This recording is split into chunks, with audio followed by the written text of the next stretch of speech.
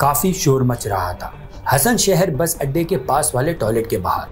जब बहुत देरी तक किसी ने दरवाजा नहीं खोला तो लोगों ने दरवाजा तोड़ दिया एंड उन्हें जो अंदर दिखा उसने उनके होश उड़ा दिए। दिन दहाड़े हजारों की भीड़ वाले बस अड्डे पर एक सजी धजी दुल्हन की लाश पड़ी थी जिसकी आंखें खुली थी और उसके मुंह से झाग बह रहा था।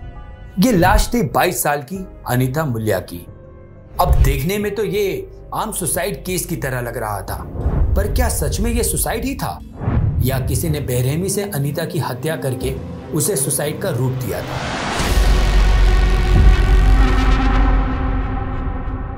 अनीता मुल्या एक गरीब घर की लड़की थी। अचानक घर से गायब हो गई।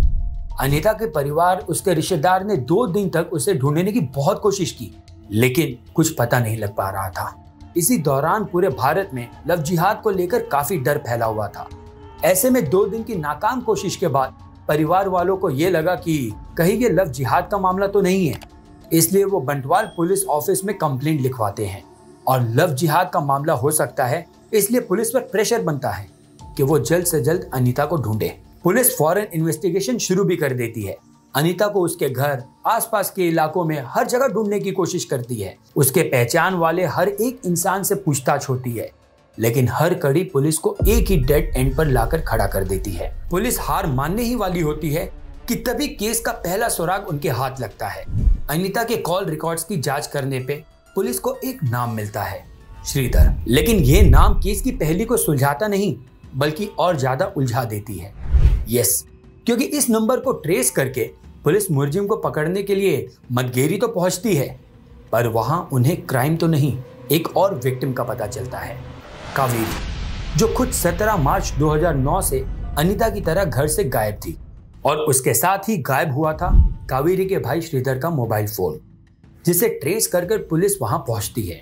पुलिस एक बार फिर हरकत में आती है और फौरन कावेरी के फोन रिकॉर्ड्स को चेक करती है, जिसके बाद उन्हें 2 और लड़कियों का पता चलता है जो बिल्कुल पहले 2 केसेस की तरह ही घर से गायब हुई थी। पहली लड़की पुतुल शहर की विनुता और दूसरी लड़की कसारागोड केरला की पुष्पा। यानी जो कोई भी अपराधी था वो बहुत ही शातिर था और अपने पहले टारगेटेड विक्टिम का फोन यूज करके अपने नेक्स्ट विक्टिम को फंसा रहा था। पुलिस ने जैसे सोचा था ये केस अब उससे काफी ज्यादा पेचीदा हो चुका था। ये अब एक सिंगल मिसिंग और किडनैपिंग केस नहीं बल्कि 4 लड़कियों के मिसिंग एंड किडनैपिंग का मामला बन चुका था, जिससे पुलिस ये तो समझ चुकी थी कि ये मामला लव जिहाद का डेफिनेटली नहीं है बल्कि उससे काफी ज्यादा बड़ा गेम प्लान है।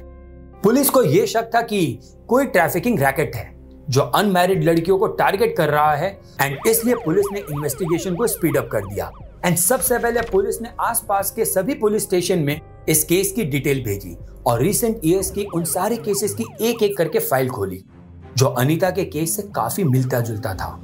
इन केसेस का पूरा डेटा इकट्ठा करके पुलिस ने एक टाइमलाइन बनाई और उन्हें पता चला कि ऐसे 20 से भी ज्यादा केसेस सिर्फ पिछले 6 साल में हुए हैं और इन सारे केसेस में लड़कियों की लाश पुलिस को किसी बस अड्डे के आसपास टॉयलेट में मिली, जिन्हें मरने से पहले उन्हें सेक्सुअली हरास भी किया जाता था। पुलिस खुद हैरान थी कि अब तक ये अपराधी पकड़ा कैसे नहीं गया, पर इतनी इंफॉर्मेशन के बावजूद भी उनके हाथ कोई पक्का सबूत नहीं लग रहा था जिससे कि क्राइम तक पहुंचा जा सके। पुलिस को लगने लगा था कि अनीता का केस सॉल्व नहीं हो पाएगा, लेकिन उनकी उम्मीद हारने से पहले ही उन्हें एक और सुराग मिल ही गया। पुलिस 24/7 सारे मिसिंग लड़कियों के फोन का IMEI नंबर ट्रेस करवा रही थी, यानी उस यूनिक नंबर को ट्रेस कर रही थी जिससे अथॉरिटीज यूजुअली चोरी हुए फोन्स को ढूंढती है। And it worked. गुमशुदा लड़कियों में से एक का IMEI नंबर एक्टिव हो गया और वो भी पूरे 20 मिनट के लिए, जिससे पुलिस को उसकी लोकेशन मिल गई। पुलिस डेरा लगाते नाम के लोकेशन पर पहुंची और उन्होंने उस लड़के को धर लिया जिसके पास ये फोन था, पर उसने उन्हें बताया कि वो फोन उसका है ही नहीं, वो फोन तो उसे उसके चाचा ने गिफ्ट में दिया था। एंड उसके चाचा का नाम था मोहन कुमार, जो पेशे से एक टीचर था। पुलिस ने जब उसे पकड़ा और उसे हिरासत में लिया तो उन्हें खुद यकीन नहीं हो रहा था कि ये आम सा दिखने वाला इंसान क्रिमिनल है, पर शैतान का कोई मखौटा नहीं होता। हमारे आसपास जैसे लोगों के बीच में ही वो शैतान बसते हैं जो बिल्कुल हमारे जैसे ही दिखते हैं। मोहन कुमार का केस भी ऐसा ही था। पुलिस ने उसे 21 अक्टूबर 2009 को पकड़ तो लिया था, पर मोहन ने अनीता और दूसरी लड़कियों को पहचानने से साफ साफ इनकार कर दिया।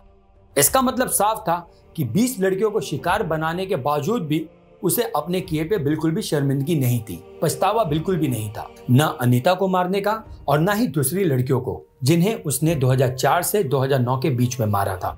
मतलब कुमार एक साइकोपैथ सीरियल किलर था जिसे लड़कियों को सेक्सुअली हैरेस करने में और फिर उन्हें तड़पा कर मारने में मजा आता था। और लड़कियों को तड़पा कर मारने के लिए वो उन्हें साइनाइड देता था, एक ऐसा पॉइजन जिसे लेते ही इंसान की सांसें रुक जाती है। आप चीखना चाहो ना तो भी मुंह से आवाज नहीं निकलती है, बल्कि खून और झाग बहने लगता है और कुछ ही मिनटों में आप तड़प कर मर जाते हो। मोहन के इस तरह से साइनाइड देकर लड़कियों को मारने की वजह से उसका नाम देश की जनता ने साइनाइड मोहन रखा था। पर इतने लंबे वक्त तक एक ऐसा सीरियल किलर, साइकोपैथ पुलिस की नजरों से कैसे बचा रहा? क्या अनीता से पहले किसी और के परिवार ने अपनी लड़की की गुमशुदा होने की रिपोर्ट नहीं लिखाई? तो इसका जवाब है मोहन कुमार का modus of operandi. Anita Muliya से कुमार सुधर कुलाल बनकर मिला था। कुमार का फंडा सिंपल था, वह ऐसी लड़कियों को अपना निशाना बनाता था जो गरीब हो, छोटे कास्ट की हो, अनमैरिड हो और शादी की उम्र पार कर चुकी हो। ऐसी लड़कियां इसलिए क्योंकि ऐसी लड़कियां अक्सर समाज के तानों से बचने के लिए डिप्रेशन में होती है। मतलब वो आसानी से मोहन की शिकार बनेगी। एक बार मोहन किसी भी लड़की को अपना टारगेट बना लेता था तो वो उन्हें गवर्नमेंट ऑफिसर बनकर ही मिलता था, जिससे कि लड़कियों को ये लगे कि उसके पास स्टेबल नौकरी है। फिर क्या, वो लड़कियों से पहले उनसे बातें करता था, नंबर एक्सचेंज करता था और धीरे धीरे बात प्यार और फिर भागकर शादी करने तक पहुंच जाती थी। कुमार लड़कियों से इस बात को सबसे छुपा कर रखने के लिए कहता था। वो पहले ही लड़कियों से ये बता देता था कि उसे कोई दहेज नहीं चाहिए, लेकिन भागकर शादी करने के लिए वो कुछ पैसे और जेवर लेकर आए। इसके बाद उसके लिए सब कुछ कितना आसान था। लड़की को बस आसपास किसी शहर में ले जाना और झूठे नाम से लॉज बुक करना और रात को अपने विक्टिम को सेक्सुअली एक्सप्लॉइट करना। दूसरे दिन सुबह सुबह वो विक्टिम को सच धज कर मंदिर चलने के लिए कहता था, पर मंदिर के रास्ते में वो कॉन्ट्रासेप्टिव पिल कहकर विक्टिम को बाथरूम में ले जाकर साइनाइड पिल खिला देता था और तब तक बाहर ही इंतजार करता था जब तक पुलिस उसकी लाश ढूंढ ना ले, ताकि ये कंफर्म हो जाए कि वो विक्टिम मर चुकी है। इसके बाद वो लॉज में जाकर विक्टिम के सारे पैसे, जेवर और उसका मोबाइल लेकर भाग जाता था। अनीता को भी कुमार ने ऐसे ही मारा था। बंटवाल से 160 किलोमीटर दूर हसन शहर में वहां की पुलिस को अनीता के गायब होने की एक ही दिन बाद उसकी लाश मिली थी। लेकिन मोहन पुलिस से इतने सालों तक इतने सारे खून करके बचा कैसे रहा? एक फोन कॉल करके। असल में मर्डर के कुछ दिन बाद वो खुद अपने विक्टिम की फैमिली को कॉल करके उनकी लड़की सही सलामत है ये बताता था। फोन कॉल के अलावा भी कुछ चीजें थी जो मोहन के मर्डर को एक परफेक्ट मर्डर बताती थी। नंबर 1, लड़कियों का टॉयलेट अंदर से ही बंद करना जिससे वो सुसाइड केस लगे। नंबर 2, जैसे मैंने बताया कि वो लड़कियों को दूसरे शहर में ले जाकर मारता था, जिससे कि लाश मिलने के बाद पुलिस लोकल अखबार में उनकी पहचान करने के लिए इश्तिहार तो देती थी, लेकिन वो कभी भी लड़कियों की फैमिली तक पहुंचती नहीं थी, जिससे कि पुलिस को लगता था कि ये वाकई में एक सुसाइड केस है और वो केस क्लोज कर देती थी। पर वो कहते हैं ना, परफेक्ट क्राइम जैसा कुछ नहीं होता। मोहन ने भी एक गलती कर दी। उसने अपने विक्टिम के फोन को फेंकने के बजाय उसे अपने भतीजे को गिफ्ट कर दिया और वो पकड़ा गया। पुलिस के जल्द से जल्द इन केसेस के डॉट्स को ना पकड़ पाना भी मोहन के लिए एक शील्ड की तरह काम किया। तभी तो 2004 में एक खून करने वाले मोहन ने अगले 6 सालों में 21 लोगों को मार दिया था। एंड इमेजिन दिस, हर लड़की को मारने के बाद मोहन किसी आम आदमी की तरह अपने घर जाकर अपने बीवी बच्चों के साथ डिनर टेबल पर बैठकर खाना खाया करता था। उसके माथे पर शिकन तक नहीं आती थी और वो चैन की नींद सो रहा था। खैर, उसने तो अपनी गिरफ्तारी के बाद इस पर कोई अफसोस नहीं किया था।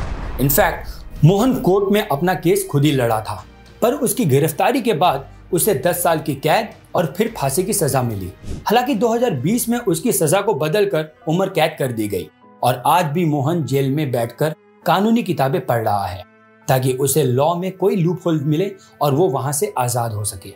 साइनाइड मोहन की कहानी हमें ये याद दिलाती है कि एक आम इंसान के पीछे कितना खौफनाक इंसान छुपा हो सकता है। इसलिए हमारा सतर्क रहना और आपके अपने आसपास लोगों का भी सतर्क रहना बहुत जरूरी है, ताकि आपके भरोसे का कोई भी गलत फायदा ना उठा सके। ये कहानी परफेक्ट एग्जाम्पल है कि देर से ही सही पर अंत में इंसाफ मिलकर ही रहता है। मोहन कुमार की गिरफ्तारी और सजा इस बात का जीता जागता सबूत है कि कानून कभी भी हार नहीं मानता और विक्टिम्स के लिए इंसाफ की तलाश कभी भी खत्म नहीं होती। तो दोस्तों, आज की वीडियो यही समाप्त करते हैं। साइनाइड मोहन की इस कहानी को लेकर आप क्या क्या सोचना है हमें कमेंट सेक्शन में जरूर बताएं। हमारे इस वीडियो को लाइक, शेयर और सब्सक्राइब जरूर करिएगा। हम फिर मिलेंगे ऐसे ही एक रियल इंडियन स्टोरी के साथ। तब तक के लिए स्टे हेल्दी, स्टे सेफ। धन्यवाद। जय हिंद।